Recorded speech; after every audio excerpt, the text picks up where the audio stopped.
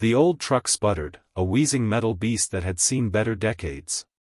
Its paint was faded to a dusty, indeterminate color, its body marred by the honest dents and scrapes of a working life. Behind the wheel sat Arthur Penhaligon, a man whose own exterior mirrored the truck's worn resilience. His hands, gnarled and strong from years of farming, gripped the steering wheel loosely. Lines were etched deep into his face, mapping a life lived under the sun and the weight of quiet burdens. He wore simple overalls, patched in places, and a faded cap pulled low, the kind of man you'd pass on the road without a second glance, assuming you even noticed him at all. That was, precisely, the point. He nursed the truck into the dusty lot of the only garage for 50 miles. A sign, half-rusted, read, Snake Pit Auto Repair. The name alone was a warning Arthur usually heeded, preferring to fix his own vehicles. But this time, the old girl had thrown a rod, a death rattle he couldn't ignore. He needed a new engine, or at least a miracle, and he needed it fast. The harvest wouldn't wait. A young man, all slicked back hair and smirking confidence, sauntered out of the garage bay, wiping grease on a rag that was more grime than cloth. He looked Arthur up and down, his eyes lingering on the dilapidated truck, then the farmer's worn clothes. Disdain was a palpable aura around him. "Well, looky here," the mechanic drawled, his voice thick with mockery. "What ancient relic decided to break down on us today? You looking for spare parts, old-timer, or you hoping we got a wagon wheel alignment machine?" Arthur killed the engine. The sudden silence felt loud. He unfolded himself from the truck, his movements slower than they once were, but still deliberate. His eyes, a clear, unsettling blue beneath the brim of his cap, met the mechanic's. They held no anger, no impatience, just a quiet, assessing gaze that unnerved the younger man more than outright defiance might have. "Engine's thrown a rod, son," Arthur said, his voice low and gravelly. "Needs a rebuild or replacement. She's been good to me." The mechanic snickered, joined by a couple of other grease-stained figures lounging in the bay entrance, their arms crossed, watching the scene with lazy amusement. "Good to you?" "Looks like she died of old age about the same time you did," the slick-haired one said, stepping closer. "Honestly, Pop, you'd be better off buying something from this century. Maybe a scooter. We got scooters people trade in when they upgrade to actual cars." Laughter rippled from the bay. Arthur didn't react outwardly. His gaze remained steady, the faint smile that touched his lips not reaching his eyes. He understood disrespect. He understood assessment of threat. This wasn't threat yet, just petty cruelty born of ignorance and arrogance. "She gets the job done," Arthur replied calmly. "Or she did. Now she doesn't. What's it going to take?" The mechanic leaned against the truck's fender, his greasy rag dangling. "What's it going to take? More than you got, probably. This thing's a museum piece. Parts alone would cost a fortune, assuming you could even find them. Then there's the labor. Look, just scrap it, old man. Save yourself the trouble." "Scrap it isn't an option," Arthur said, his voice losing a fraction of its warmth. "I need it fixed. Tell me what you need to do it." The mechanic pushed off the fender, walking around the front of the truck, dragging his hand along the dusty hood, leaving a greasy smear.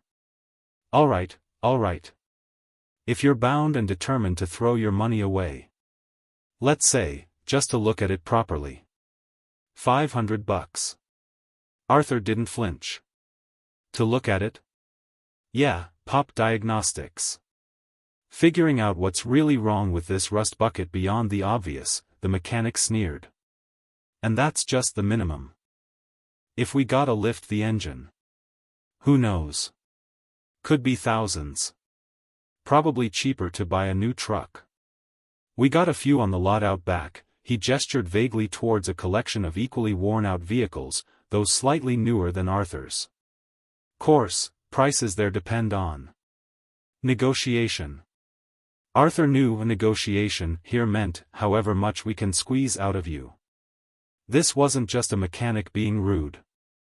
This was extortion, the kind that had become increasingly common in this isolated town since the local gang, calling themselves the Vipers, had tightened their grip. They ran the garage, the local bar, the small trucking company, anything that moved goods or money. The slick-haired mechanic, Arthur guessed, was one of their foot soldiers, high enough to front the business, low enough to enjoy bullying someone he perceived as weak. 500 just to look, Arthur repeated slowly. That seems steep.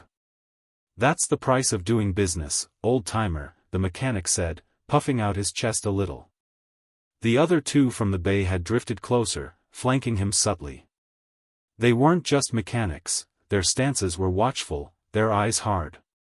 Body language Arthur recognized instantly. They weren't mechanics, they were muscle. Especially when you're driving junk like this.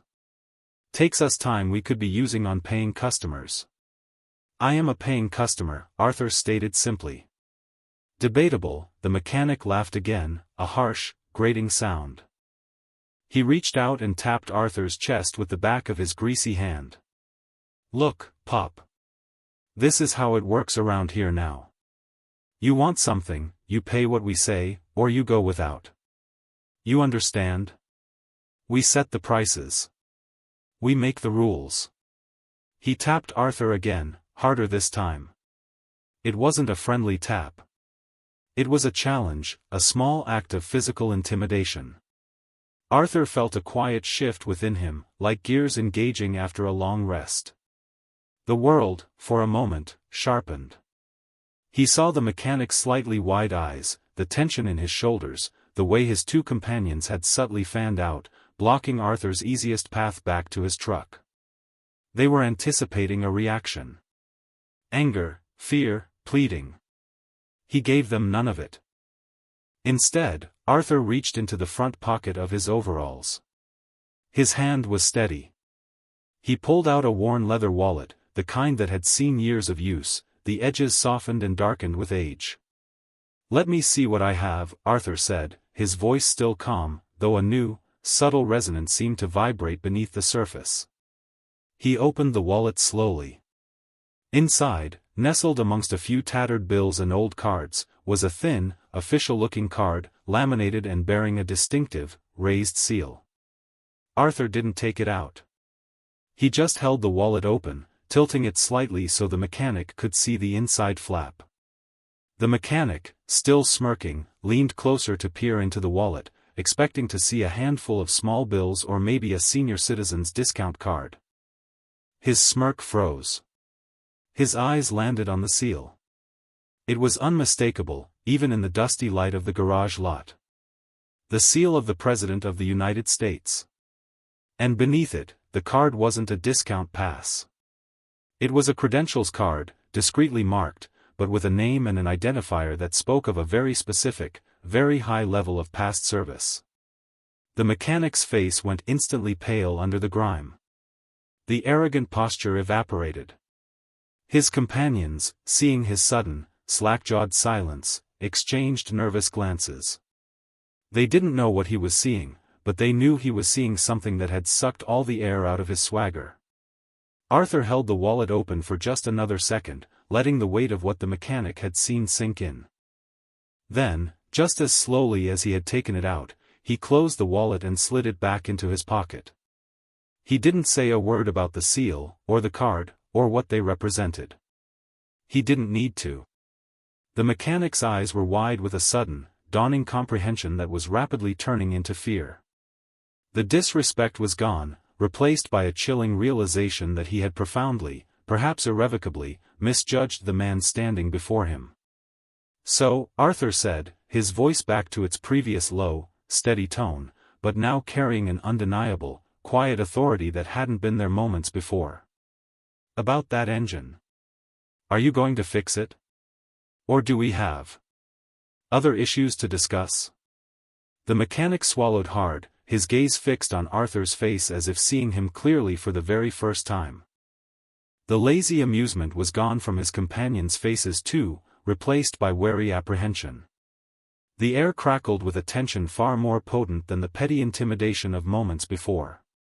The silence stretched, thick and heavy with unspoken history and a newly ignited understanding of the danger lurking beneath the farmer's facade. This was just the beginning. The Snake Pit Auto Repair, and the vipers who ran it, had just made a critical error. They had mistaken quiet for weakness, age for frailty, and a farmer's overalls for a lack of consequence. Arthur Penhaligon, the unassuming man who carried the ghosts of high-stakes operations and the literal seal of presidential trust in his worn wallet, was anything but weak. And he had just been given a reason to remember exactly who he was. The mechanic, named Billy, finally found his voice, though it was shaky. Mister. I think maybe we can take a look at that truck. Yeah. Right away. No charge for the... Look. We'll just... get it in the bay. His bravado had utterly collapsed. He gestured frantically to his companions, who still looked uncertain but scrambled to obey, moving towards the truck. Billy avoided Arthur's gaze, suddenly finding the grease on his hands fascinating. Arthur watched them for a moment, his expression unreadable. "See that you do," he said softly. "And see that it's done right. I expect quality work." "Yes, sir. Absolute quality. The best," Billy stammered, practically bowing. He looked terrified. The mockery was a distant memory. Arthur nodded once, a small, final gesture of acknowledgement. He didn't wait for them to start. He simply turned and began walking away, leaving his broken-down truck with the suddenly compliant, terrified mechanics. He knew they would look at the truck. They would see the extent of the damage. And they would know they were in over their heads, tied to an incident involving a man who was clearly far more than he appeared. As he walked back towards the road, planning his next moves, Arthur allowed himself a brief, internal sigh. Peace was a fragile thing. He had found a measure of it here, on his small farm, away from the world where the weight of decisions carried national, even global, consequence. But injustice, like a persistent weed, seemed to find its way into every corner. And some weeds, he knew from long experience, had to be pulled up by the root. He reached the edge of the dusty lot and paused, looking back at the garage. Billy and the others were carefully, almost reverently, winching his old truck into the repair bay. They were acting scared. Good. Fear was a powerful motivator, a potent counterpoint to arrogance. But it wasn't enough. Fear could be overcome. Arrogance was often just a mask for insecurity, and insecurity could be dangerous. The real threat wasn't Billy. It was whoever was at the top of the Snake Pit's hierarchy, the one who truly set the prices and made the rules in this town. Arthur knew this encounter would travel up the chain. Billy would report it. Someone bigger, someone meaner, would hear about the old farmer with the broken truck and the unexpected, terrifying credential. They would be curious.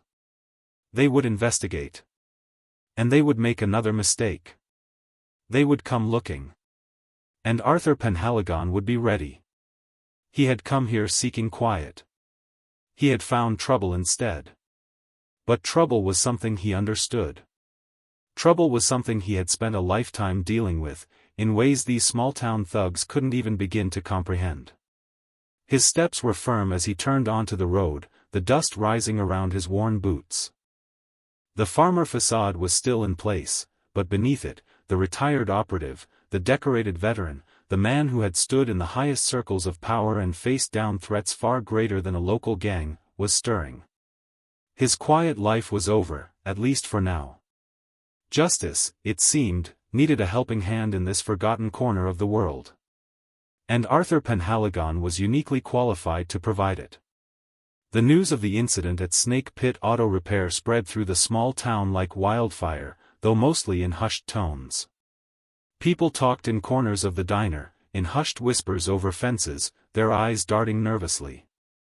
An old farmer, they said, brought his beat-up truck in, and the Viper's man, Billy, the one everyone feared, had ended up shaking like a leaf, treating the old vehicle like it was made of gold.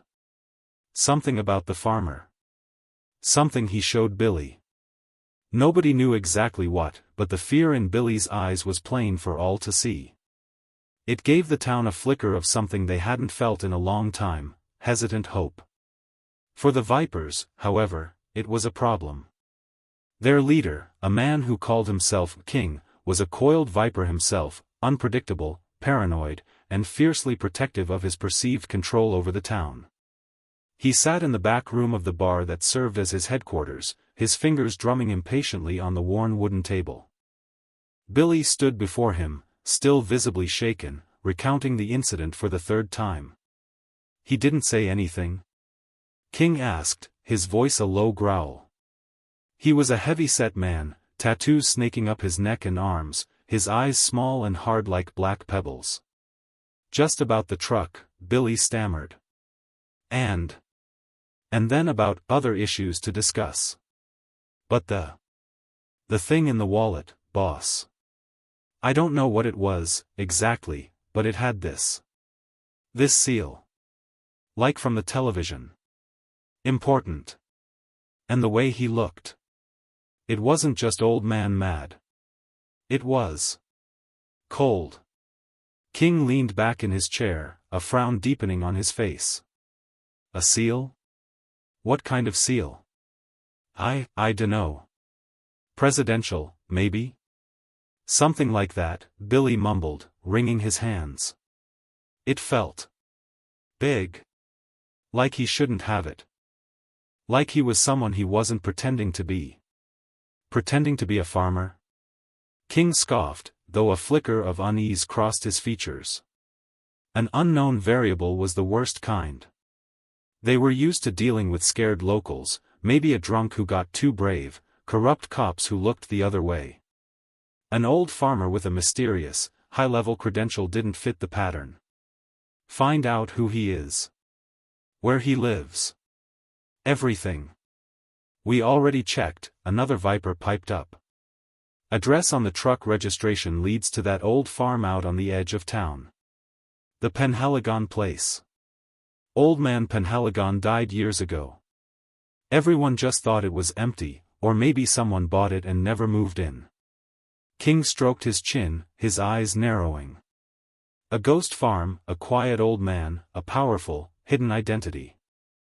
This wasn't just about a broken truck anymore. This was a potential threat to his authority.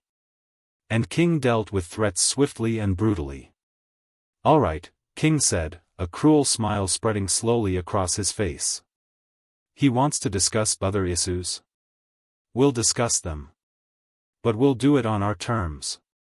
Billy, you and a couple of the boys go back to the garage. Take your time with that truck. Make it unfixable. Wreck it completely. Then, tonight, we pay old Mr. Penhaligon a visit. See what he's really hiding." The air in the bar thickened with anticipation. The Vipers were predators, and they sensed new prey. They underestimated Arthur Penhaligon just as Billy had, but on a far grander, and more dangerous, scale. They saw an intrusion, a puzzle, and an opportunity to reassert their dominance with violence. They did not see the coiled spring, the dormant storm they were about to awaken. Back at his quiet farmhouse, Arthur wasn't idle. He didn't have another vehicle, but his farm wasn't truly isolated. He had neighbors, scattered and few, but some had lived here long enough to remember things, to know who was who before the Vipers came. And he had connections, dormant for years, but not dead. He walked his property line, assessing the old barn, the sturdy main house, the layout of the land. Defensible? Passable. He thought in terms of angles, fields of fire, lines of retreat. Old habits surfaced, movements ingrained over decades of training and combat in unforgiving environments. He wasn't just a farmer walking his land, he was an operative casing a potential battleground. Inside the house, he opened a heavy, iron-bound chest hidden beneath a loose floorboard. It wasn't filled with valuables, but with ghosts and tools of a past life. A satellite phone, ancient by modern standards but robust and encrypted. A few well-maintained pieces of equipment, disassembled and cleaned 1,000 times out of habit. And tucked away, a small, worn address book, filled with names and numbers he hadn't looked at in years. Names of men and women who had stood beside him in places where the stakes were measured in the fate of nations, not just a dusty town. He spent the afternoon making calls. Difficult calls, reconnecting with people who had moved on, built new lives, found their own fragile peace. He spoke in quiet, coded language at first, testing the waters. He mentioned the town, the situation, the name Vipers. He didn't ask for much, just information. But implicitly, he was asking for something far greater, a willingness to dust off old skills, to step back into the shadow world they had left behind. The first call was to Miller. John Miller. A former pilot, the best he'd ever known. Ground support, extraction, insertion, Miller could fly anything, anywhere, often in conditions others deemed impossible. He lived somewhere warm now, ran a small charter business. Arthur? Miller's voice was rough with surprise over the crackling satellite line. My God, is that really you? Haven't heard from you in. Feels like 20 years. It's me, John, Arthur said. Living quiet. Or I was. Was? Miller's tone shifted instantly, the easy retirement facade dropping away, replaced by the sharp alertness of a man who had lived with constant readiness. What's going on, Arthur? You sound like you're back in it. Arthur briefly explained the situation, the town, the Vipers, the incident at the garage, the truck. He didn't mention the wallet or the seal. That was irrelevant to the operational need. Local gang, Miller mused. Sounds messy. What do you need? Information, mostly, for now, Arthur said. These Vipers. They seem more organized than just street thugs. Running the town. They've got supply lines, maybe something bigger. I need to know who they are, where they came from, who they're tied to. And I need to know if they have air assets. Or anything that could pose a threat from above. Miller was silent for a moment. Air assets? In a town like that? Doubtful. But I can poke around. Got friends in places that track unusual movements. Databases you can't access with a public library card. Give me 24 hours. Anything else? Arthur hesitated. This was the harder part. They reacted badly to the first encounter. I think they'll escalate. They'll come for me. Tonight, maybe. Miller's breath hitched slightly. Tonight. You expecting trouble? I am, Arthur confirmed. And I'm just one old man on a farm. If it gets out of hand, I might need a little help. The kind of help you and I used to specialize in. Another silence. Longer this time. Arthur knew the cost of what he was asking. Damn, Arthur, Miller finally said, a note of grim determination in his voice. Just when I thought I was out. All right. Tell me exactly where you are. Coordinates. I'll make some calls on my end too. See who's still around, who might be available. And I'll keep my bird fueled up. If you need me, you call. Don't wait. You hear me? I hear you, John. Thank you. Thank you, Arthur. It's good to hear your voice. Even if it's calling me back to the fire. Arthur hung up. One down. He looked at the address book again. There were other names. Daniels, the demolitions expert. Rodriguez, the comms and surveillance guru. Carter, the quiet, deadly close-quarters specialist. All scattered now, living their lives. Could he ask them? Did he have the right? The weight of command, long dormant, pressed down on him. He wasn't in the service anymore. These were civilians now. But the Vipers weren't playing by civilian rules. They were predators preying on the weak. And Arthur's code of honor, forged in conflicts around the globe, wouldn't allow him to stand by, or worse, be run out of his home, just because he was outnumbered. Not when he knew how to fight back. He decided to make one more call for now. Not to a former teammate, but to someone local he trusted implicitly. Clara. Clara Penhaligon. His granddaughter. Clara ran the local diner, a beacon of normalcy and good coffee in a town that was slowly being suffocated. She was sharp, resilient, and unlike many, she wasn't outwardly afraid of the Vipers, though Arthur knew she was careful. She visited him regularly, brought him supplies, checked in. She thought he was just a quiet old farmer, a little eccentric, maybe haunted by his wife's passing, but harmless. He had kept her existence separate from his past for her safety. Now, he might have to blur those lines. Grandpa?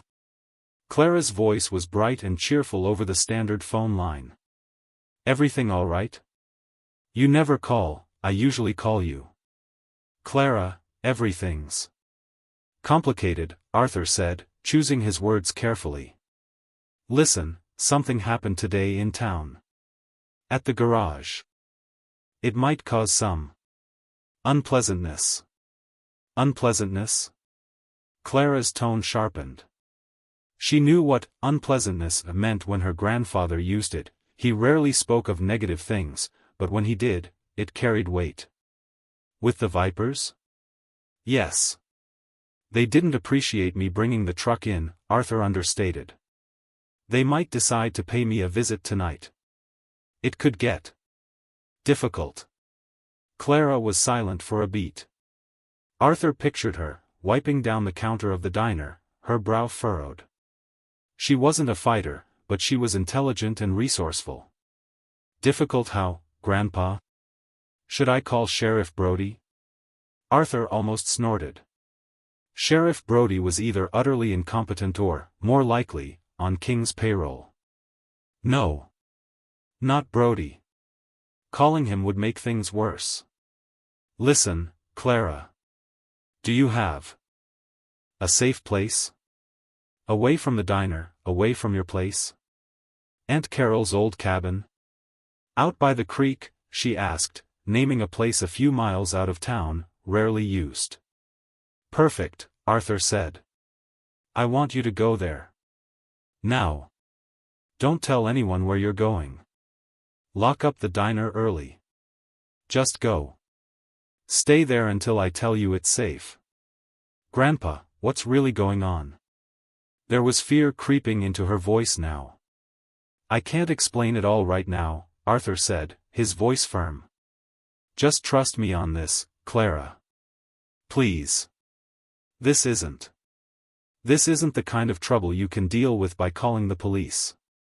I need you to be safe. That's the most important thing. There was a pause. Arthur knew he was asking her to walk blind into a frightening situation based purely on his word, a word she usually heard dispensing gentle farming advice, not veiled warnings of danger. Okay, Grandpa, she finally said, her voice steadier now, infused with a quiet resolve Arthur recognized. Okay. I'll go to the cabin. Be careful. Please be careful. I will, dear, Arthur promised, and it wasn't an empty promise. Protecting her had always been his silent, driving directive. It was the reason he had sought this quiet life in the first place. Now, the life itself was the target. He hung up, the weight on his shoulders settling heavier. Clara was safe, for now.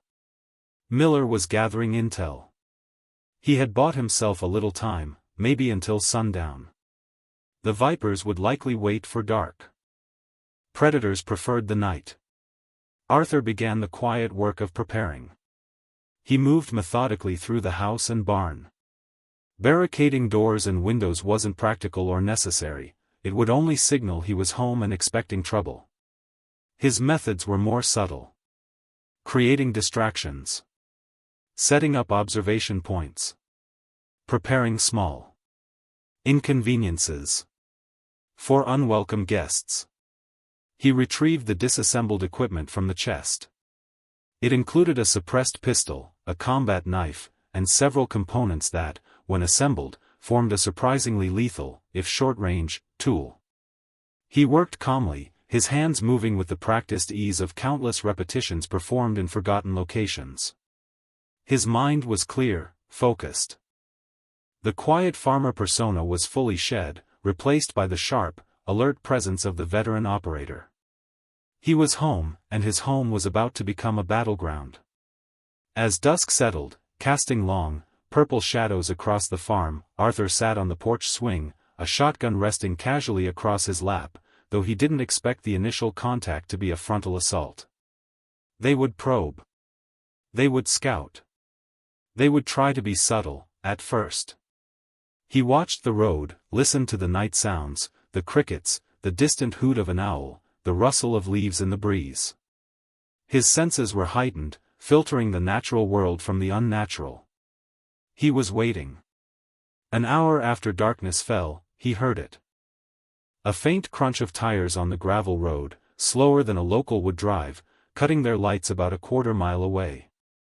Then silence. They were parking and approaching on foot. Standard procedure for a hostile probe. Amateurish, but effective against unsuspecting civilians. Not effective against him. Arthur rose silently from the swing. He moved through the house, his bare feet silent on the wooden floorboards. He didn't turn on any lights. The moonlight filtering through the windows was enough for his eyes, long accustomed to operating in low visibility. He took up a position near a window that offered a view of the main approach to the house. He waited, listening.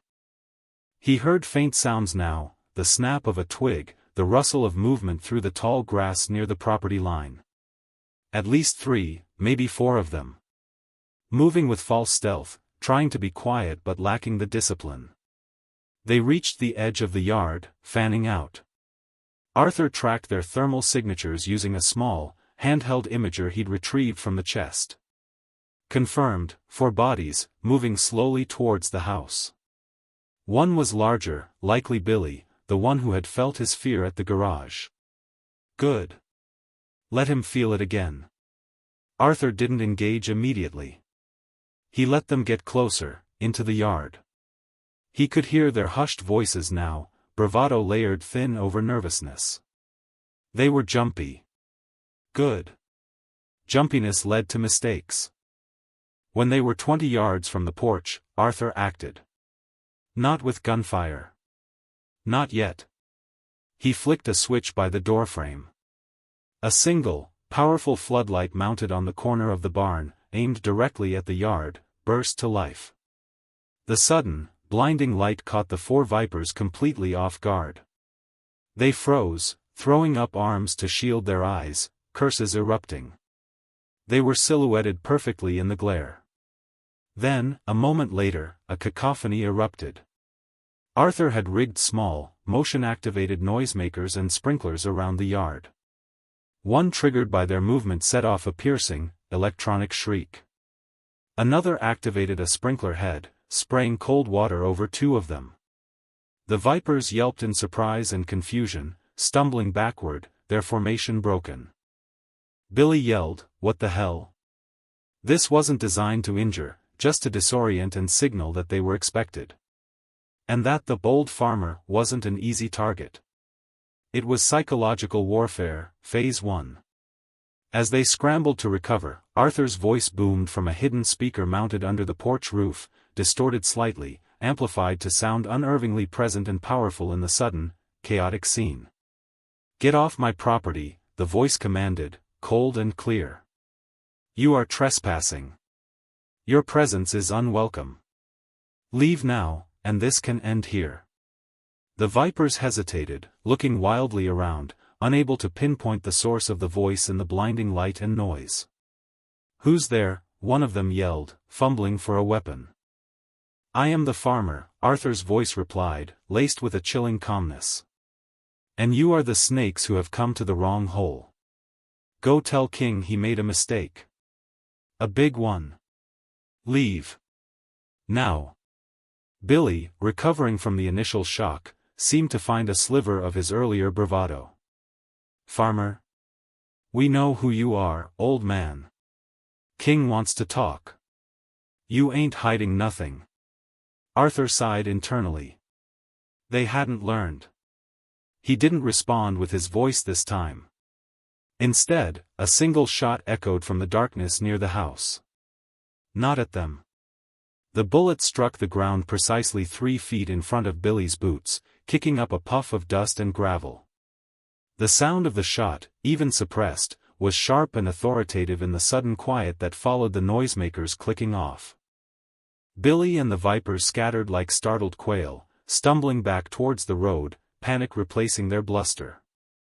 They were disorganized, tripping over each other, scrambling for the perceived safety of the darkness beyond the floodlight's reach. Arthur watched them go, tracking their retreating thermal signatures until they reached their vehicle and sped away, tires spitting gravel. They were gone. First contact successful. Damage minimal to him, maximum psychological impact on them. They would report back to King that the farmer was not only expecting them but was also armed, skilled, and unervingly calm.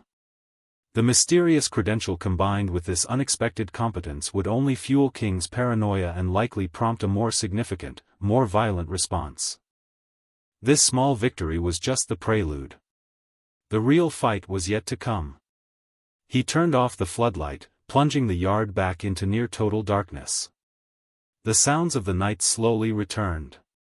Arthur stood for a moment in the silence, the weight of his past settling firmly back onto his shoulders. He hadn't wanted this. He had earned his peace. But some things, some injustices, were too great to ignore. He had shown them a glimpse of the wolf beneath the sheepdog's fleece.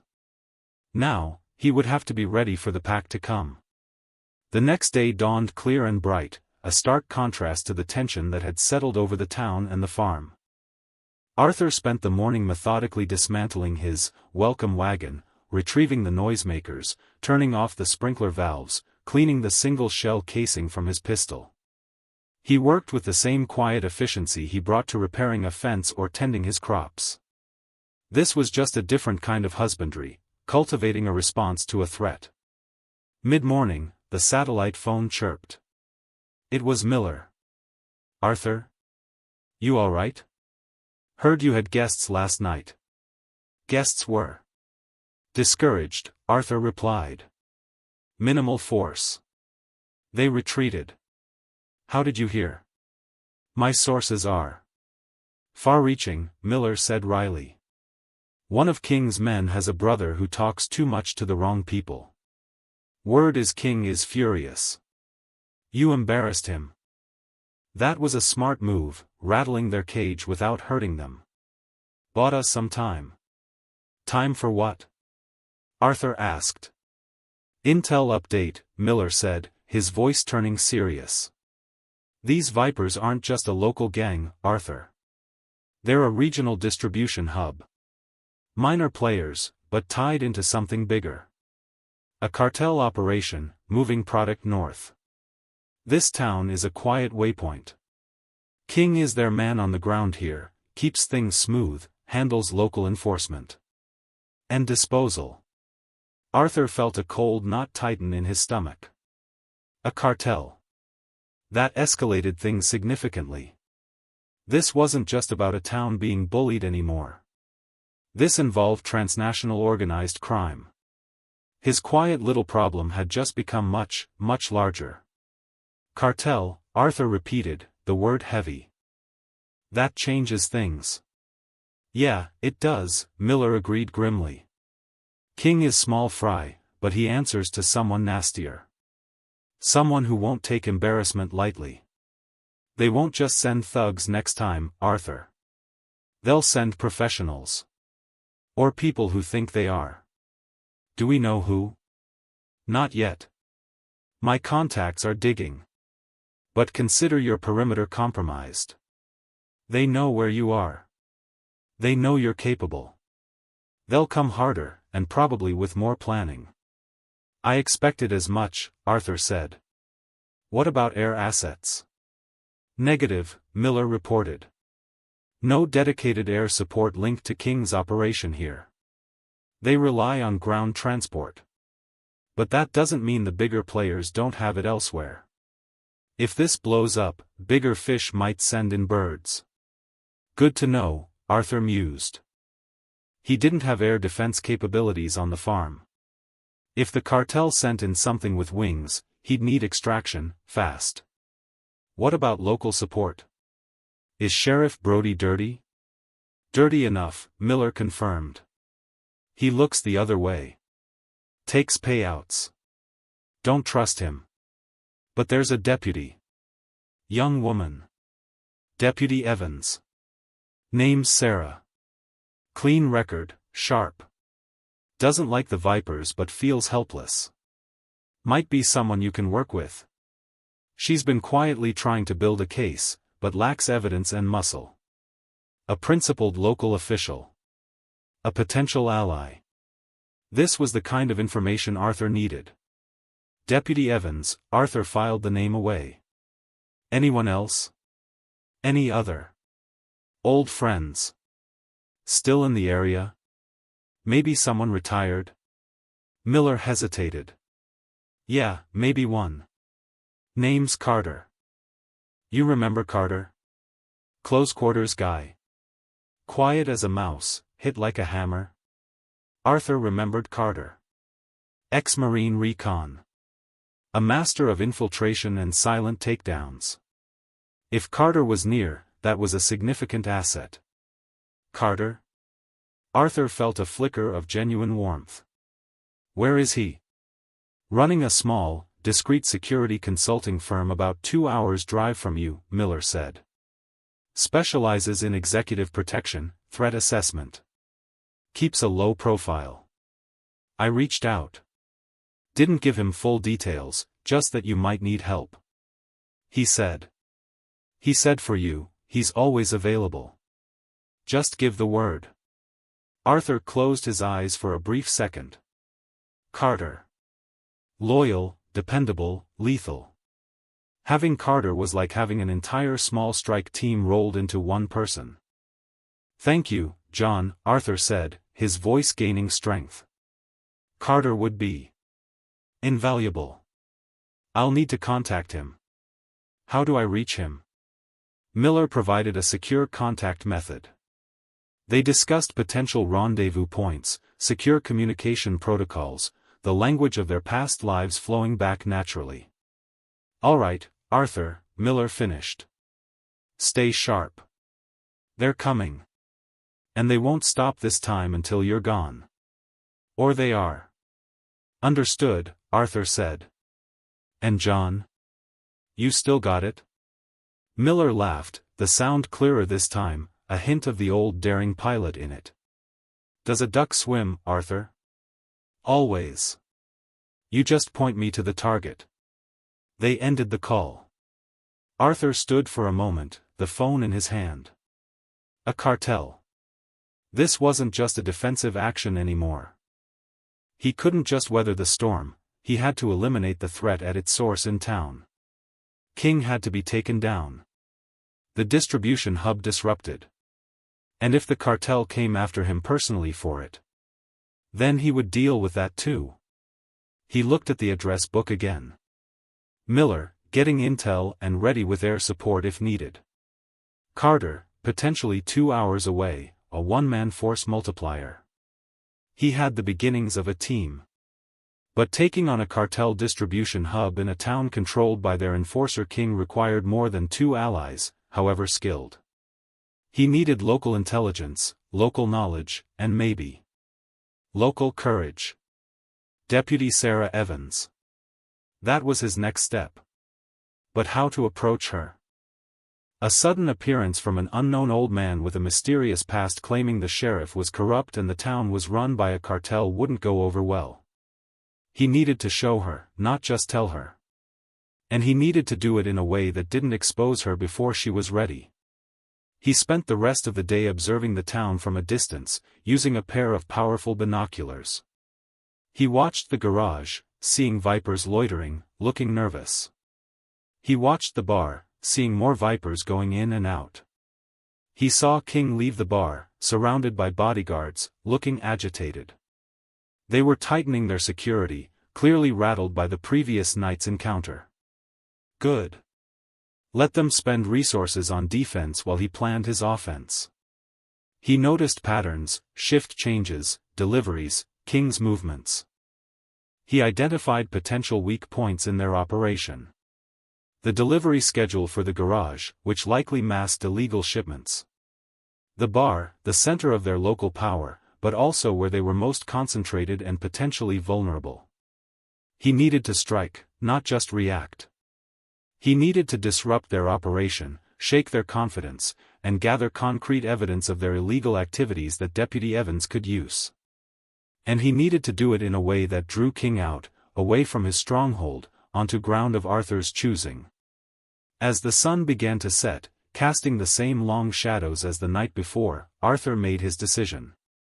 He wouldn't wait for them to come to his farm again. He would take the fight to them. But he wouldn't hit the bar or the garage directly. Not yet. He would target their lifeline. Their supply chain. Miller's intel had mentioned ground transport. Trucks. The Vipers ran a small trucking company. That had to be how the product came in. Arthur decided to target the next scheduled shipment. It was risky. He didn't know the timing, the route, the size of the escort. But disrupting a shipment would hit King financially, prove there was an active, capable threat, and might force the cartel's hand, revealing more of their structure. He contacted Carter, providing details of the situation and asking for his assistance. Carter agreed immediately. He would arrive within 2 hours, traveling light, ready for action. Now for Deputy Evans. Arthur needed to bring her in, but carefully. He decided on a risky approach. He would leave a breadcrumb trail. Evidence.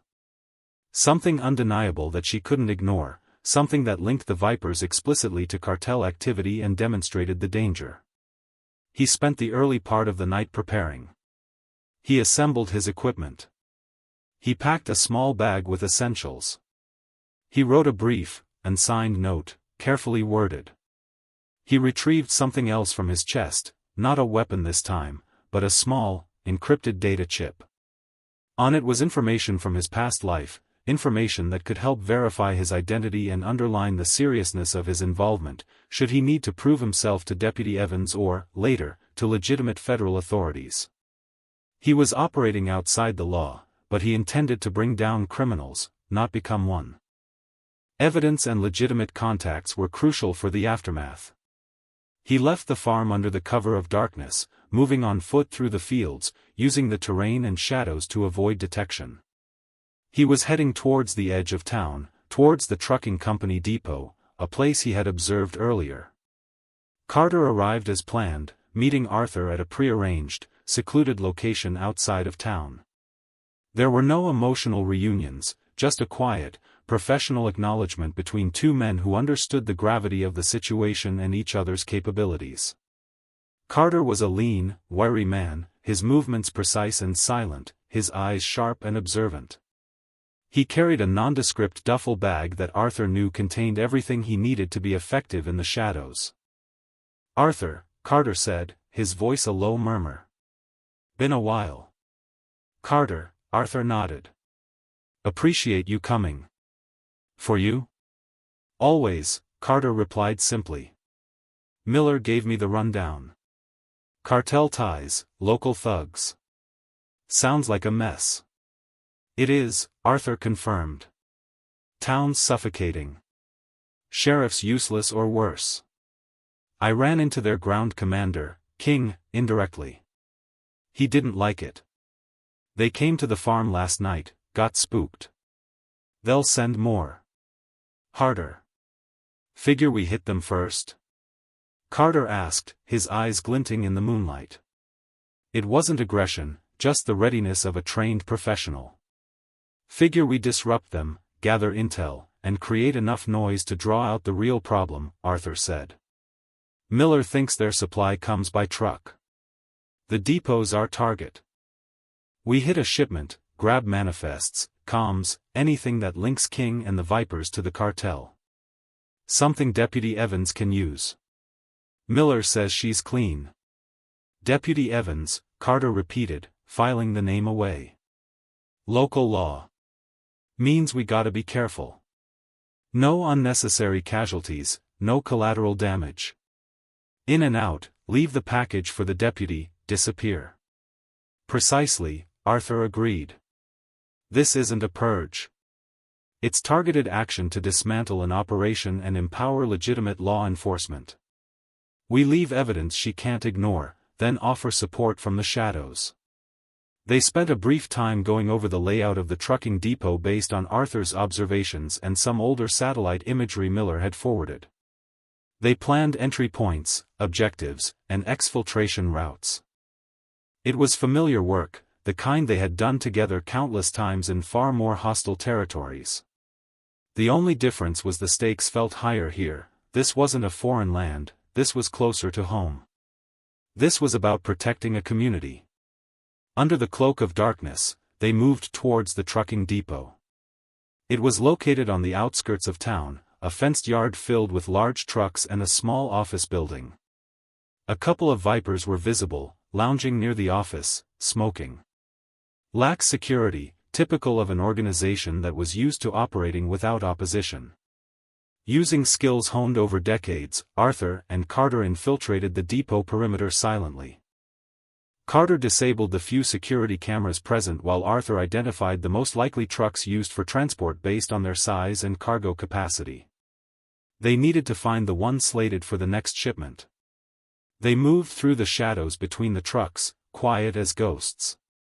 They overheard fragments of conversation from the guards, complaining about the quiet night, about having to pull extra duty because of that old farmer. Their annoyance was palpable. They located a large, refrigerated truck that seemed prepped for a run, engine recently warmed, manifest clipped to the steering wheel. This was likely their target. While Carter kept watch and neutralized another camera covering the office door, Arthur slipped inside the small building. It was a messy, disorganized space, reeking of stale cigarette smoke and cheap coffee. He found a filing cabinet and began his search, working quickly and efficiently.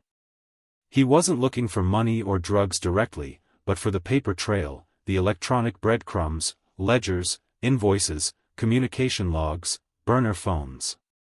He found ledgers detailing shipment weights and destinations that didn't match typical cargo. He found encrypted messages on a computer that hinted at code words and drop points. He found a couple of burner phones with recent call logs to unknown, out-of-state numbers. This was the evidence. He photographed key documents using a small, specialized camera. He copied data from the computer and the phones onto the encrypted chip. He worked with rapid, practiced movements, leaving no trace of his presence. As he finished, a noise outside alerted them. More vehicles approaching. Louder, faster than the ones last night. King was escalating. He wasn't waiting for the shipment. He was sending a larger force to patrol, to find whoever had spooked his men. Company, Carter's voice came over their comms, barely a whisper. Looks like 5 vehicles. 20, maybe 25 bodies. Rolling up to the depot now. Arthur swore silently. Bad timing. They needed to leave. Now. Package secure, Arthur reported. Exfil Point Charlie. We move. They slipped out of the office and back into the shadows of the yard. The Viper's vehicles were pulling into the lot, headlights cutting through the darkness. Men piled out, heavily armed, looking tense and aggressive. They began fanning out, searching the area. Arthur and Carter were trapped inside the yard perimeter, spotted by the incoming force. They see us, Carter stated flatly. Doesn't matter, Arthur replied, his voice calm. Plan B, defensive withdrawal to exfil Charlie. Keep them off balance. Their exfil point was a weak section of the fence bordering thick woods.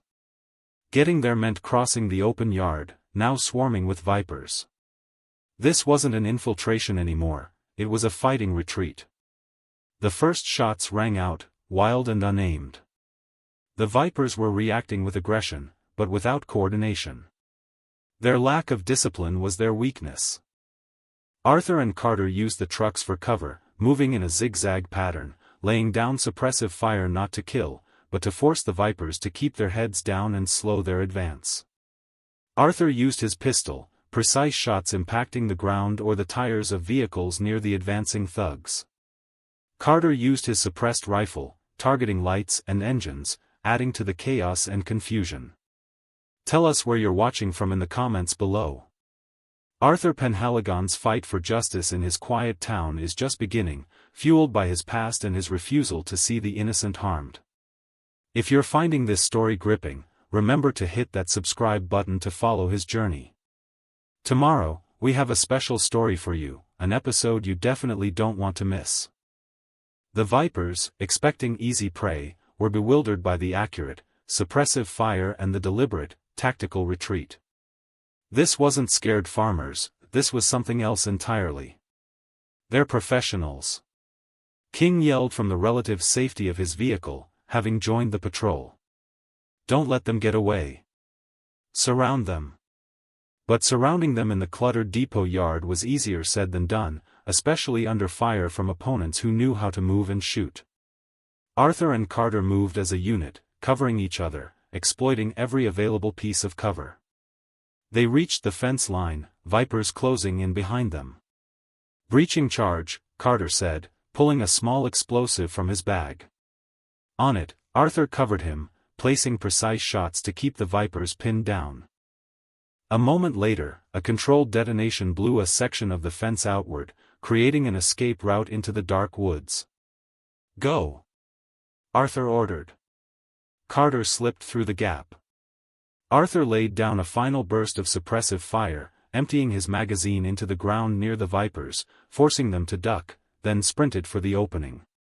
He dove through the fence as bullets whizzed past. Carter was waiting just inside the tree line. They'll come into the woods, Carter said, reloading. Let them, Arthur replied, pulling a fresh magazine for his pistol. We're on our ground now. The woods were Arthur's territory. He knew them intimately from years of hunting and exploring. The vipers, city or small-town thugs, would be out of their element. They moved quickly and silently through the trees, using the dense undergrowth for cover. They could hear the vipers crashing through the woods behind them, yelling to each other, their lack of field craft immediately apparent. Arthur and Carter didn't run blindly. They moved with purpose, heading for a specific point Arthur knew, a small creek bed that ran through a gully, offering natural cover and an escape route. As the vipers blundered deeper into the woods, Arthur and Carter used the terrain to their advantage. They set small, non-lethal booby traps, tripwires that activated noisemakers, branches pulled back and released to slap pursuers, creating confusion. They performed small, tactical maneuvers, splitting up briefly to flank and further disorient the vipers before linking back up. The vipers became increasingly frustrated and scared. The woods felt alive with unseen threats. They were losing cohesion, their initial aggression replaced by fear of the unknown. Arthur and Carter weren't trying to wipe them out, just delay and deter. They needed to get the evidence chip to Deputy Evans and prepare for the inevitable, larger response from King and the cartel. They reached the creek bed, moving silently along its rocky bottom, the running water masking the sound of their movement. They could still hear the vipers thrashing through the woods above them, but the sounds were growing fainter. They emerged from the gully a mile further down, clean and quiet, having lost their pursuers. That was invigorating, Carter said, a rare hint of amusement in his voice. Gets the blood moving, Arthur agreed. All right. Next step. Deputy Evans. We need to get this evidence to her. And we need to do it in a way that protects her and convinces her. They located a secure spot near the edge of town, a drop point Arthur had used in the past for coordinating with Miller during training exercises. Arthur placed the encrypted data chip and a carefully worded, unsigned note inside a small, waterproof container. The note directed Deputy Evans to a secure online dead drop containing the photographed documents and recorded communications, accessible only with a key provided on the chip. It also subtly hinted at the source of the information, someone with a background in dealing with such threats, and offered continued, anonymous assistance. They left the container in a location only Deputy Evans would find, a place she checked regularly as part of her routine patrol, but not somewhere visible or easily compromised. With the package delivered, Arthur and Carter withdrew further from town, heading for a predetermined safe house, an abandoned hunting cabin deep in the woods, far off the grid, that Arthur had found years ago. It was basic but secure, a place they could plan their next moves and wait for Deputy Evans's reaction. Back at the trucking depot, King was livid. His men had come back from the woods exhausted, scratched, and empty-handed. They had lost track of the intruders. They hadn't even wounded them. And worse, the office had been subtly breached, documents and computers tampered with.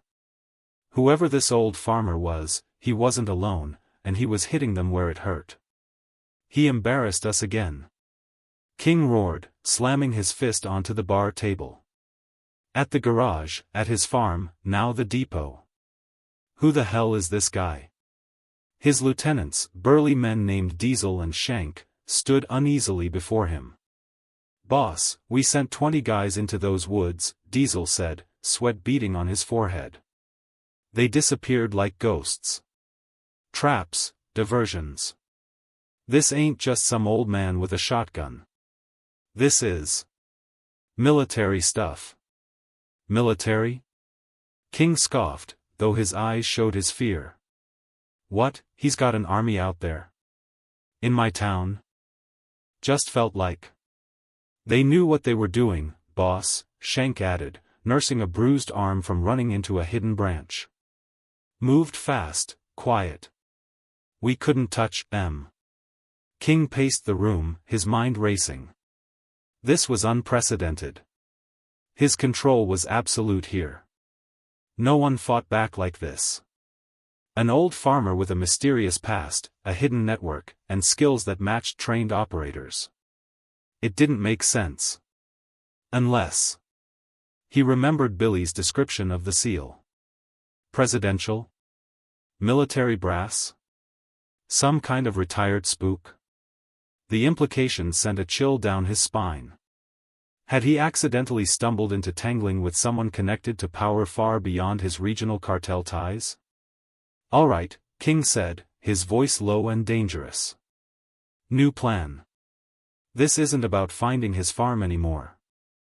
This is about finding him. And his friends. They want to hit us. We hit them back. Harder. We put pressure on the town. Make people talk. Find out who helped him, who knows him. Squeeze them until he shows his face." "The town, boss?" Diesel asked hesitantly. "Like lean on the locals?" "More than lean," King snarled. "Send teams out. Visit businesses. The diner. The grocery store. The gas station. Remind them who's in charge. A little persuasion. Anyone resists, anyone looks like they know something, teach them a lesson. Make an example. Make them fear us more than whatever this old man represents." Shank and Diesel exchanged nervous glances, but nodded. King's methods were brutal, but effective. They were about to unleash the Vipers fully onto the town, turning it into a pressure cooker. This was the escalation Arthur had anticipated. King wouldn't just target him, he would target the community Arthur was trying to protect. This meant Arthur couldn't stay hidden in the woods for long. He had to draw King's attention, force him to focus on the real threat. But he needed Deputy Evans to act on the evidence first. The town needed a legitimate force to step in when the Vipers overplayed their hand. Meanwhile, Deputy Sarah Evans was starting her routine patrol in the pre-dawn quiet. She was tired. The Viper's presence was a constant, low-grade stressor. She saw the fear in people's eyes, heard the hushed rumors of King's brutality. She desperately wanted to do something, but every avenue she pursued seemed blocked, either by lack of concrete evidence or Sheriff Brody's passive obstruction. She stopped at the old oak tree on the edge of town, a spot where she often took a moment of quiet reflection. As her headlights swept across the base of the tree, she noticed something unusual, a small, dark container tucked neatly into a hollow in the roots. It wasn't litter, it looked deliberately placed. Cautiously, she retrieved it. It was cool and smooth in her hand. She opened it. Inside, she found the data chip and the folded note. She read the note first, her brow furrowing. It was unsigned, but the wording was formal, intelligent, unlike anything she'd encountered in this town. It mentioned illegal operations, organized crime, and evidence. It directed her to the encrypted chip and the online dead drop. It promised confirmation and support. Hesitantly, her heart pounding with a mixture of fear and professional intrigue, she returned to the station, avoiding Sheriff Brody, who was already at his desk, nursing a coffee. She went into a secure, private office and accessed a clean computer. She inserted the chip. What she found there shocked her. The photographs of the ledgers, the transcripts of the encrypted messages, the call logs. It was all there, undeniable proof linking the Vipers to cartel drug distribution. There were details, code words, dates, amounts, enough to launch a major federal investigation. And the second part of the dead drop, unlocked by a key on the chip, contained even more. Deputy Evans spent hours going through the data, cross-referencing what she knew about the Vipers, about King, about the unusual traffic she had noticed over the past months that Brody had always dismissed. It all fit. It was damning. But the chip also contained something else.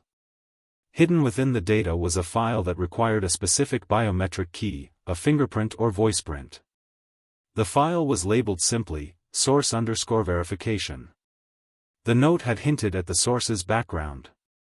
Someone capable of infiltrating a secure location, gathering this kind of precise intelligence, and then disappearing. Someone who knew about encrypted communications and dead drops. It wasn't just a concerned citizen. Deputy Evans looked at the evidence, her mind reeling. This was bigger than she had imagined. This explained Sheriff Brody's inaction, the fear in the townspeople's eyes. And it presented a terrifying opportunity. With this, she could go over Brody's head. She could contact state or even federal authorities. She could break the Viper's hold. But she was just one deputy. And the note promised support from the source. Who was this person? How could she trust them? And how could she activate the verification file? She thought about the rumors about the old farmer and his broken truck. The strange incident at the garage, the fear in Billy's eyes. The subsequent reports of King being furious, of sending men to the farm and them being repelled by unseen forces. The raid on the trucking depot last night, which Brody had dismissed as local hooligans, but which had clearly shaken the Vipers. An old farmer. Underestimated. Capable of military-grade actions. Carrying something in his wallet that terrified King's man. Could it be him? Could the unassuming old man be the source of this incredible intel? Deputy Evans knew she had to be careful. This information, if compromised, could get her killed.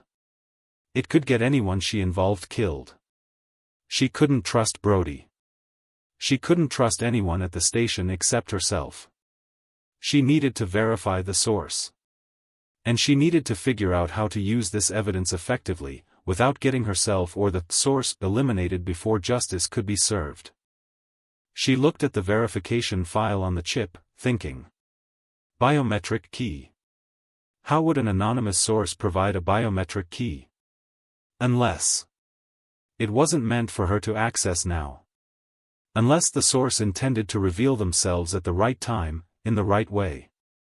She decided her first step had to be getting this evidence safely out of the sheriff's station and into the hands of someone she could trust at a higher level, someone outside of King's potential influence. The district attorney? The state police? The FBI? While Deputy Evans wrestled with her momentous discovery, the Viper's pressure campaign on the town began.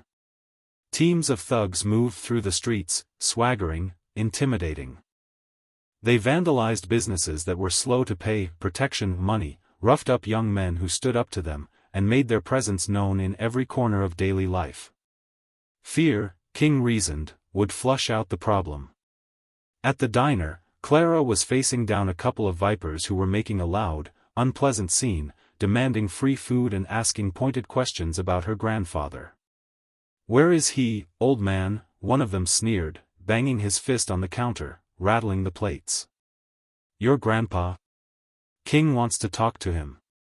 Said he got spooked by some farmer." Clara kept her composure, her hands steady as she wiped the counter. "My grandfather is retired. He doesn't come to town much. I haven't seen him in a couple of days." It wasn't entirely true, she'd brought him supplies yesterday, but she had to deny knowing his whereabouts. "Really?" the other Viper said, leaning over the counter, his eyes narrow.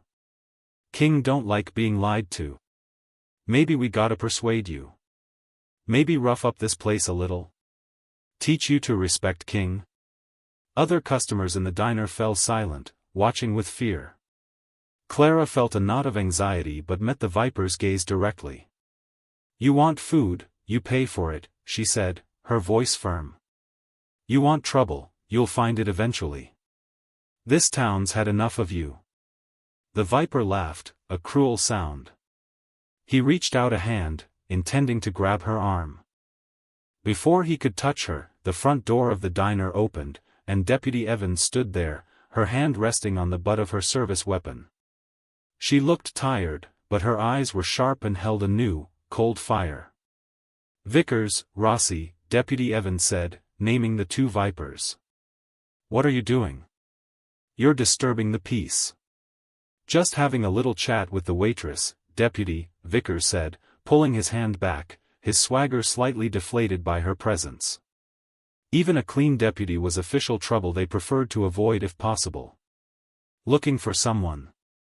"Your looking is disturbing my constituents," Deputy Evans said, stepping fully into the diner. She wasn't loud, but her voice carried authority. The townspeople watched, a flicker of hope in their eyes.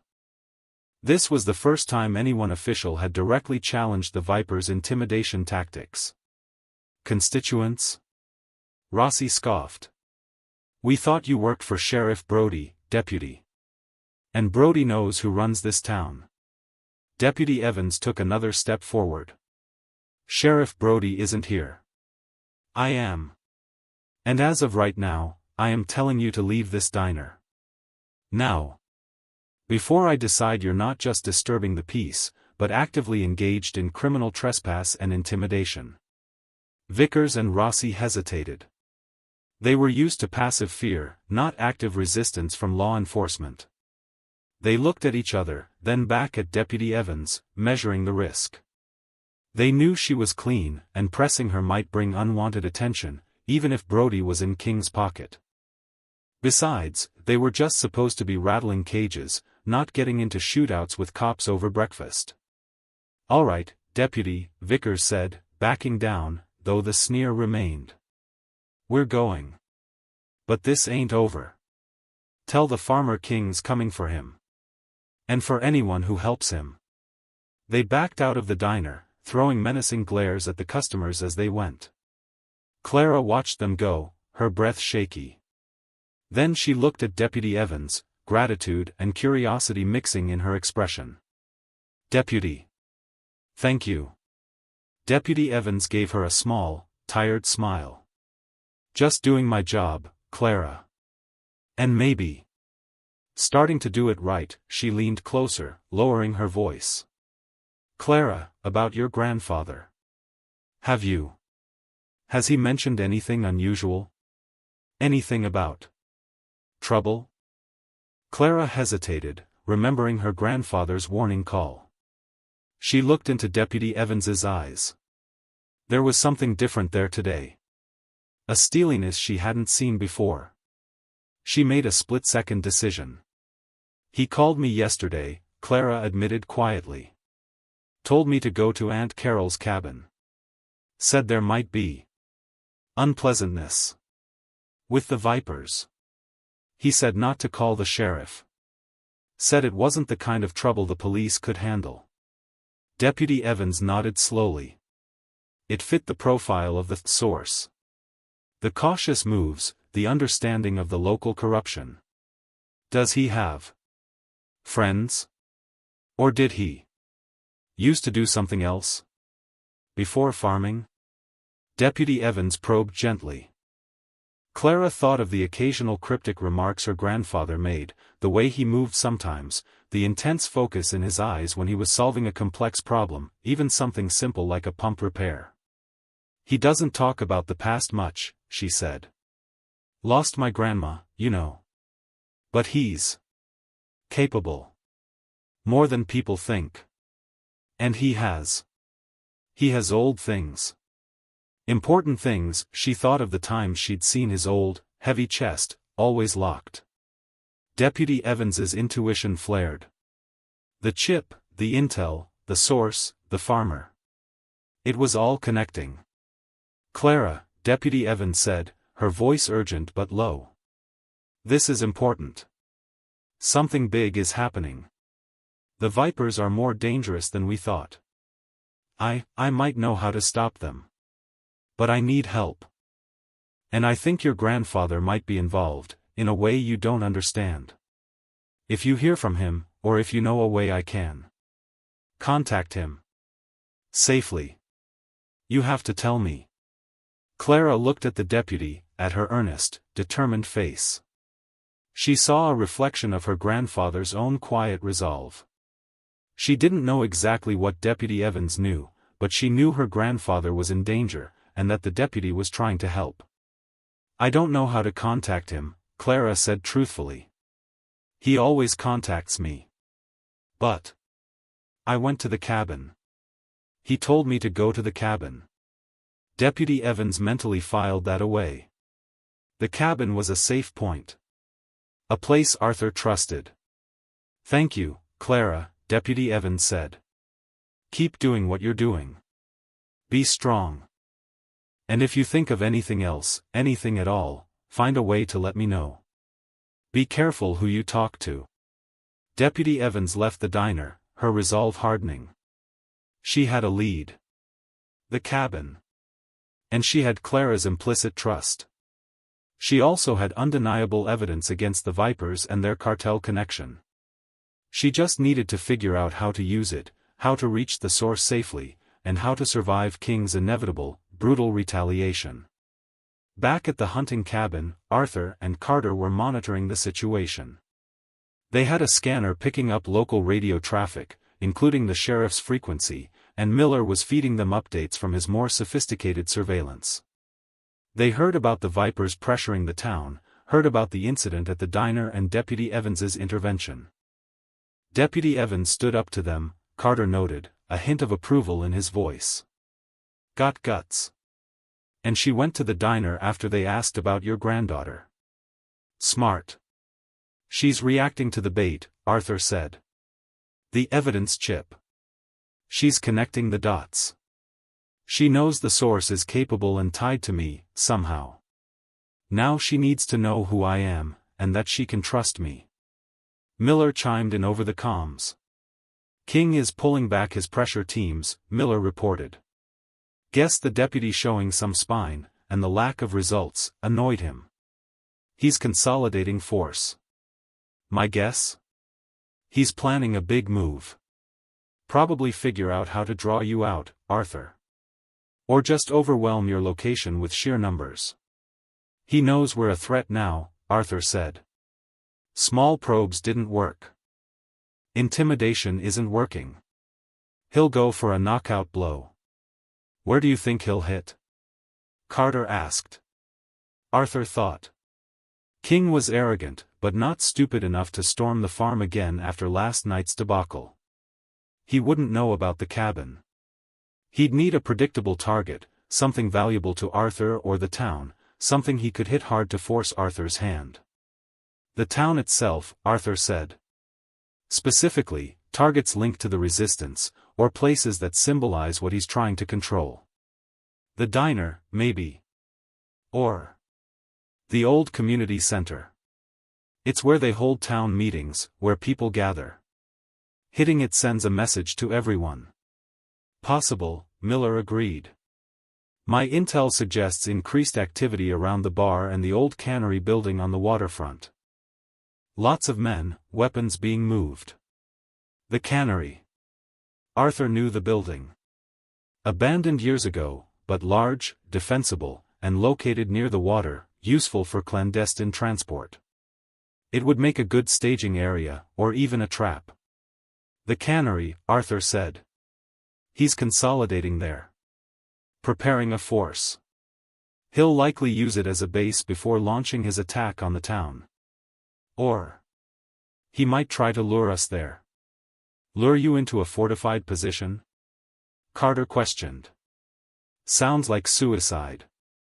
Unless we control the terms of engagement, Arthur mused. He thought about the cannery's layout. Multiple access points, crumbling infrastructure, lots of cover inside and out.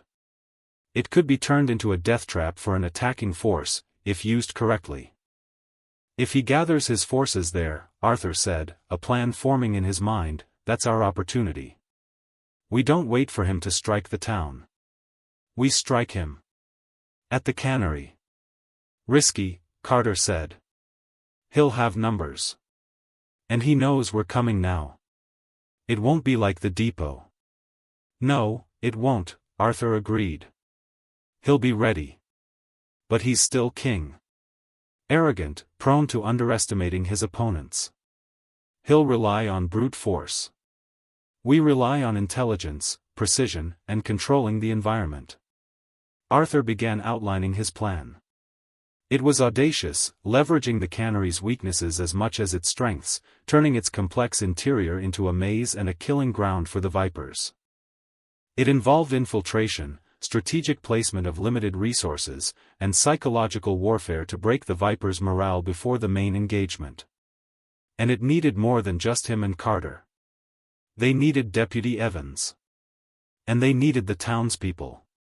Not to fight, but to play a crucial supporting role. But first, he had to bring Deputy Evans fully into the fold. He needed to provide the biometric key to unlock the source verification file on the chip. He needed to show her who he was. He had the presidential seal. It wasn't just for show. It was a last resort, a credential so powerful, so unlikely, that it demanded belief. And it linked him to a level of authority and trust that no amount of King's intimidation could replicate. He decided to meet Deputy Evans. Not at the station, not officially. Somewhere neutral, somewhere private, where he could reveal himself and offer the last piece of the puzzle. He thought of Aunt Carol's cabin. Clara had mentioned it. Deputy Evans might go there looking for him. It was secluded, known only to a few. He sent a coded message via the online dead drop he'd used for the evidence chip, a message only Deputy Evans would find. It was a simple instruction: meet me at the cabin. Sundown. Come alone. Bring the chip. Now they waited. Waited for Deputy Evans to receive the message, to make her decision, to trust the anonymous source enough to step into the unknown. The fate of the town, and the success of their plan, hinged on her courage. As the sun began its descent, casting long shadows, Deputy Evans drove her personal vehicle towards Aunt Carol's cabin. She was off-duty, her uniform replaced by civilian clothes. She had left the sheriff's station hours ago, telling Brody she was taking personal time. She carried the evidence chip, a personal sidearm, and a knot of anxiety in her stomach. She had received the message on the dead drop. The cabin. Sundown. Come alone. It felt like something out of a spy novel, completely surreal. But the evidence on the chip was horrifyingly real. And the source's capabilities were undeniable. She had spent the day wrestling with the decision. Go to federal authorities now? Or meet the source? Meeting the source was risky, potentially foolish. But it might provide context, validation, and crucial coordination they would need to take down King and the cartel connection effectively. And she needed to know who this person was, this phantom protector. She arrived at the cabin just as the last light was fading. It was rustic, quiet, nestled deep in the woods. She parked the car and approached cautiously, her senses on high alert. As she reached the porch, a figure emerged from the shadows. An old man, wearing simple clothes, his face lined and weathered, familiar yet somehow different from the distant farmer she had seen in town. Arthur Penhaligon. Deputy Evans stopped dead in her tracks, her hand hovering near her side. Mr. Penhaligon? Arthur nodded, his eyes, clear and steady, meeting hers. Deputy Evans. Thank you for coming. I'm glad you got the message. You're the source, she asked, still processing that the quiet farmer was the one providing federal-level intelligence. I am, Arthur confirmed. The evidence. The intel. How? That's part of what the verification file explains, Arthur said. Do you have the chip? She held it out hesitantly. Arthur took it. This file, he said, holding the chip, requires a biometric key. There's only one way to open it, for you. It's linked to something specific, something unique to my past. He opened his worn wallet. Deputy Evans watched, her eyes widening as he slowly, deliberately, revealed the inside flap. The distinct, unmistakable seal of the President of the United States was visible. And beneath it, the credential. The verification file, Arthur said, his voice low, opens when you swipe the chip across the magnetic strip embedded in that credential. It's a specific type of encryption key, designed for secure information sharing. Deputy Evans stared at the seal, at the credential, her mind struggling to reconcile it with the farmer in front of her. The rumors about the wallet, the fear it had inspired in Billy, the sheer improbability of it. It was real. You worked for, she stammered. At a certain level, for a certain time, Arthur said, not elaborating further on the role itself. That wasn't the point. The point was the trust, the access, the skills that came with it. It means the information on this chip isn't speculation or guesswork, Deputy. It's verified intelligence. Gathered using methods and contacts honed over many years. It means I can be trusted. And it means the threat we're facing is real and significant. The Vipers are just the local branch of a cartel operation. He handed the chip back to her. Deputy Evans, her hands slightly trembling, took it. She understood now. This quiet farmer wasn't just a veteran, he was someone who had operated at the highest levels, someone who carried the weight of national trust. Her skepticism vanished, replaced by awe and a surge of desperate hope. She swiped the chip across the credential in his wallet. A small indicator light on the chip flickered green. It's unlocked, Arthur said. It contains a summary of my background, relevant service details, and confirmation from a trusted, retired colleague who can vouch for my identity and the validity of this intel, should you need it for official channels. Deputy Evans looked at the chip, at Arthur. Mr. Penhaligon. Arthur. I don't know what to say. Say you're ready to fight for this town, Arthur said, his expression serious. The Vipers are planning a major move. They're consolidated at the old cannery, preparing to strike. We can't wait for them. We need to hit them there, tonight. Take down King, dismantle their operation, and present the authorities with a clear case and a finished problem. Tonight? Deputy Evans was taken aback. But how? There must be dozens of them. I'm one deputy. Even with you. And whoever helped you at the depot? I have support, Arthur confirmed, gesturing to Carter, who emerged from the shadows nearby, his presence silent and reassuring. This is Carter. He's very capable. We're not trying to take on 24 men head-on. We're using strategy. We use the cannery's layout against them. We isolate King. We apply pressure until they break. He laid out the plan for the cannery. It wasn't a simple assault. It was an intricate operation involving infiltration, disruption, psychological pressure, and carefully timed engagements. It was designed to sow chaos among the Vipers, forcing them into mistakes, dividing their forces, and creating an opportunity to capture King and secure the evidence trail. Deputy Evans listened, her initial apprehension replaced by a growing sense of determined purpose. This wasn't police procedure, not by a long shot. But the police had failed this town. This was a different kind of justice, delivered by those with the skills and courage to do what was necessary. My role? She asked when he finished. You are the essential element for the aftermath, Arthur said. We secure the cannery, neutralize King and his lieutenants, and secure the evidence. You come in when it's over.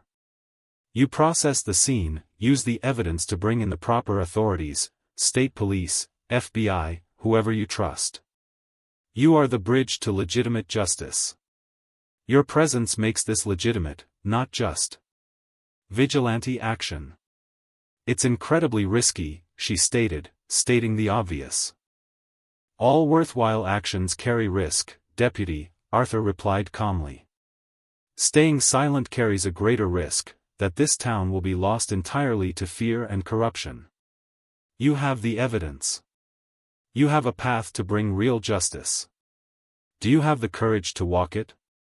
Deputy Evans looked at Arthur Penhaligon, the unassuming farmer who was revealing himself to be a force of nature. She looked at Carter, a silent, capable presence. She thought of the fear in the eyes of the townspeople, the arrogance of King, the quiet desperation she felt every day trying to make a difference within a broken system. My name is Sarah, she said, meeting Arthur's gaze. And yes, Arthur. I have the courage.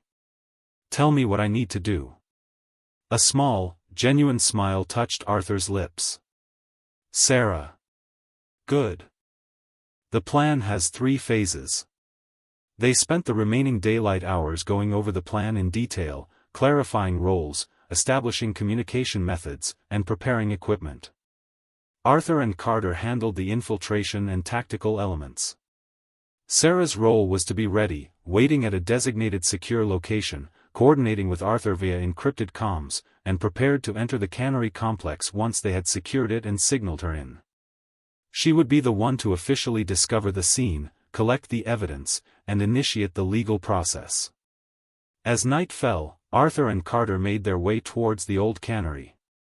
Sarah drove back towards town, parking her car discreetly a few blocks away from the cannery, out of sight but ready.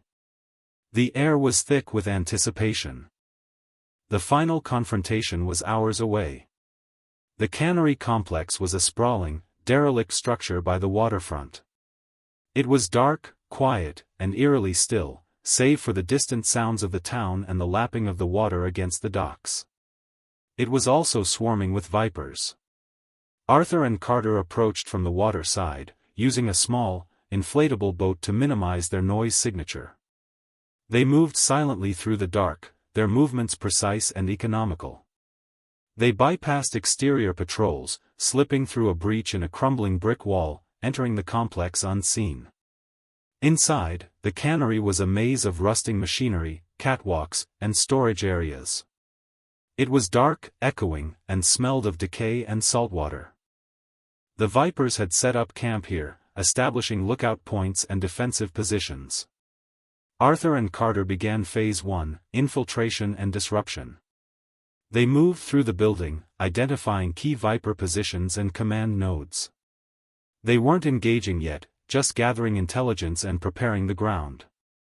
They planted small, non-lethal devices designed to create chaos and confusion at key moments, sound emitters, smoke deployers, temporary light sources rigged to blind. They located King's command center, a reinforced office area on the second floor, heavily guarded. King's in the office, second floor, Arthur reported quietly over the comms to Sarah. Heavy security. Diesel and Schenk likely with him. Understood, Sarah replied from her position in town. Ready when you are. Phase 2 began. Disruption. Arthur and Carter triggered a series of timed distractions across the complex. Lights flickered erratically in one section, a loud, jarring noise erupted in another, plumes of non-toxic smoke began billowing from a stairwell. The Vipers reacted predictably. They were startled, confused. Men ran to investigate the disturbances, thinning their ranks in key areas. Communication channels flared with questions and curses. King's voice, angry and paranoid, barked orders over their internal radio. This was the opening. Arthur and Carter used the confusion to move towards King's office. They neutralized guards silently where necessary, using close-quarters techniques that left their targets unconscious but unharmed. They moved with speed and efficiency, a stark contrast to the Vipers' fumbling panic. They reached the stairwell leading to King's office. 2 burly Vipers guarded the top. My turn, Carter murmured. He moved up the stairs, a blur of motion in the dim light. There was a brief, muffled struggle, a grunt, and then silence. Carter reappeared at the bottom a moment later. Clear. Proceed. They ascended the stairs. King's office door was reinforced, likely barricaded. They heard angry shouting from inside. He's in there with his lieutenants, Arthur said. This is it. We breach, we secure King. Carter, you take the door. On it. Carter placed a small breaching charge on the doorframe. A quiet click. He nodded at Arthur. On my mark, Arthur said, raising his hand. He took a deep breath, the familiar surge of adrenaline and focus sharpening his senses. This wasn't about vengeance, it was about restoring order, about justice for the town. Mark. The charge detonated with a sharp crack, blowing the door inward. Arthur and Carter flowed through the opening immediately. Inside, King, Diesel, and Schenk were scrambling, caught off guard by the sudden breach. Weapons were fumbled for. King. Hands where I can see them. Arthur's voice cut through the chaos, authoritative and unwavering. King, eyes wide with shock, lunged for a weapon on his desk. Arthur reacted instantly, his movements fluid and precise. A single, non-lethal round from his pistol struck King's hand, forcing him to drop the weapon with a cry of pain. Diesel and Schenk charged. Carter met them head-on, engaging in brutal, efficient hand-to-hand combat. He moved with incredible speed and strength, neutralizing the larger men in seconds, leaving them groaning on the floor. Arthur kept his weapon trained on King, who was clutching his injured hand, his face a mask of pain and disbelief. It's over, King, Arthur said, stepping closer. You underestimated the farmer. King looked up at him, fear replaced by cold hatred. Who? Who the hell are you? Arthur didn't answer with words. He reached into his wallet, pulled out the credential with the presidential seal, and let it hang in the dim light. King's eyes fixed on it, and his face went utterly ashen. The arrogance, the power, the cruelty, it all drained away, replaced by a profound, gut-wrenching terror. He understood. He had challenged someone connected to a world he couldn't even comprehend, a world with resources and capabilities that made his little criminal empire seem pathetic. Arthur looked at the defeated crime boss, then signaled Carter. Secure him. Secure the evidence. We need to send the signal. Carter cuffed King and began systematically gathering all documentation, computers, and phones from the office. Arthur moved to a secure comms unit they had brought. Deputy Evans, Arthur said into the mic, cannery is secured. King and lieutenants neutralized and captured. Evidence is secure. The Vipers outside are scattered and disorganized. The complex is yours. On my way, Sarah's voice replied, relief and determination clear in her tone. Arthur and Carter waited in the secured office, monitoring the chaotic scene unfolding in the rest of the cannery complex as the leaderless Vipers, hearing of King's capture, realized the extent of their defeat and began to flee or surrender. An hour later, Deputy Sarah Evans arrived with a small, trusted contingent of state police she had alerted discreetly. She entered the cannery, navigating the stunned or fleeing Vipers, guided by Arthur's instructions. She found Arthur and Carter in the office, standing over the bound and terrified King, surrounded by piles of incriminating evidence. Deputy Evans looked at Arthur, the quiet farmer who had brought down an entire criminal organization. There was no swagger or boast in his demeanor, just quiet competence and a profound exhaustion. "Deputy Evans," Arthur said, gesturing to King. "King, his lieutenants, and the evidence. It's all here. The cartel connection is clear. This should be enough to dismantle their operation here and hopefully trace it further up the chain." Deputy Evans nodded, her professional training kicking in. She directed the state police officers to secure the prisoners and the evidence, establishing a clear chain of custody. She moved with confidence and authority, the fear she had once carried replaced by righteous purpose. She turned back to Arthur. "Arthur. Carter. What you've done here. It's incredible." Arthur simply nodded. "The town needed help, Sarah. You had the will, now you have the means. True justice comes through the proper channels. This is your job now." "What about you?" she asked. Arthur smiled faintly, a tired but genuine smile. "Me? I'm just a farmer with a broken truck. My job's done here. Time to get back to the farm. Maybe see if Billy and his crew are still willing to look at that engine." Sarah understood. Arthur Penhaligon wasn't seeking recognition or reward.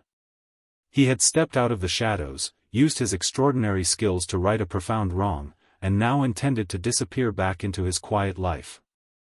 The presidential seal wasn't a badge of honor he wore openly, but a symbol of a past duty he carried, ready to be invoked only when absolutely necessary. She didn't try to stop him. She knew he operated on a different level, by a different code. As the state police began processing the scene, securing the complex, and rounding up the remaining Vipers, Arthur and Carter quietly slipped away into the pre-dawn darkness, disappearing as silently as they had arrived. Days turned into weeks. The town slowly began to heal. The Vipers were gone, their reign of fear ended. King and his lieutenants were in custody, facing serious federal charges thanks to the evidence Deputy Evans had provided. Sheriff Brody was under investigation, his corruption exposed. Deputy Sarah Evans was hailed as a hero, though she always gave credit to the anonymous tip and the unknown individuals who had secured the cannery before the state police arrived. She kept Arthur's secret, and the truth about the presidential seal, locked away. The old truck was eventually towed from Snake Pit Auto Repair.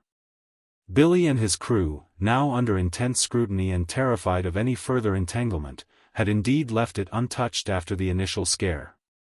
Arthur found a reputable mechanic 20 miles away who agreed to do the work for a fair price. Back on his farm, Arthur Penhaligon returned to his quiet routine. Tending his crops, repairing his fences, watching the sun rise and set. The world outside continued, but his corner of it was at peace. He sat on his porch swing one evening, watching the fireflies dance in the twilight. His truck, fully repaired, sat proudly in the driveway. He had received a brief, coded message from Miller: the cartel operation was disrupted, the higher-ups nervous, the supply chain broken in the region. Justice, in this instance, had been served. He thought about Sarah Evans, the courageous deputy who had seized the opportunity he gave her. He knew she would do well, that the town was in good hands. He thought about Carter, back to his discreet security work, a silent guardian ready if needed. He thought about the fragile nature of peace, and the constant need for vigilance. He reached into his pocket, his fingers closing around the worn leather of his wallet. He didn't open it. He didn't need to see the seal to know who he was, and what he was capable of. The quiet farmer persona was his chosen life, his earned peace. But the operative, the veteran, the guardian, was always there, ready to answer the call when injustice reared its head. He looked out at the fields, the stars beginning to emerge in the darkening sky. The fight had been hard, the risks high. But they had won. Not with overwhelming force, but with courage, strategy, and the quiet, unwavering resolve of a few good people. A farmer, a former operative, a deputy, and a handful of loyal friends. They had reminded the world that even the smallest, most unassuming among us could possess the strength and the will to stand against the darkness, and win. The respect Arthur Penhaligon commanded wasn't from a seal in his wallet, but from the actions he took when no one else would. And that, he knew, was the only respect that truly mattered.